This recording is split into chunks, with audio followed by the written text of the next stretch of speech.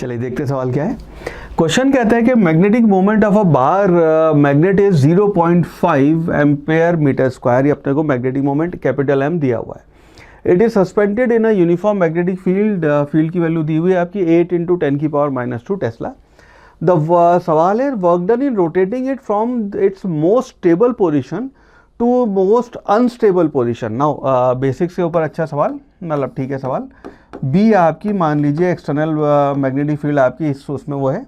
अब आपने यहाँ पे एक बार मैग्नेट को ऐसे रखा हुआ है और अब उस बार मैग्नेट को आप यहाँ पे ऐसे रोटेट कर रहे हैं और रोटेट कर रहे हैं आप उसकी मोस्ट स्टेबल पोजीशन से मोस्ट अनस्टेबल पोजीशन पे आप उसको लेके जा रहे हैं और वर्क डन का यहाँ पे आपको मैग्नीट्यूड वो बताना है कितना होगा। नाउ यहाँ पे जो हम पोटेंशियल एनर्जी लिखते हैं आपकी पोटेंशियल एनर्जी उसको लिखते हैं -m.b यानी कि -mb cos थीटा। ये आपकी वैल्यू होती है और थीटा आपका एंगल है m और b के बीच में।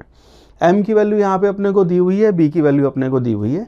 आपका जो वर्क डन आएगा that will be equal to change in आपकी पोटेंशियल एनर्जी, उसको आप लिखोगे ये आ जाएगा आपकी पोटेंशियल एनर्जी फाइनल माइनस आपकी पोटेंशियल एनर्जी इनिशियल। ना पोटेंशियल एनर्जी अब स्टेबल और मोस्ट स्टेबल और मोस्ट अनस्टेबल के बीच में फ़र्क समझना।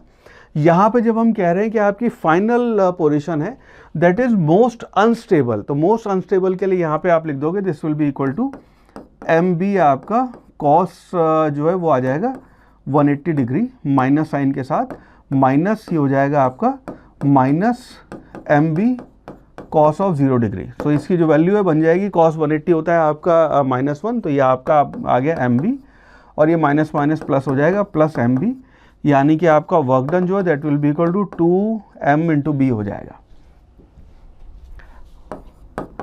और ये हो गया 2 m जो है उसकी वैल्यू दी है 0.5, उसको हम लिख सकते हैं 1/2 मल्टीप्लाइड बाय b जो दिया है वो आ गया आपका 8 × 10⁻²। 2 से 2 कैंसिल हो जाएगा तो आपका वर्क डन जो है that will be equal to 8 multiplied by 10⁻² joule. That would be our answer. So based on this हम कह सकते हैं कि आपका ऑप्शन सी जो है 8 × 10⁻² joule that would be the right answer.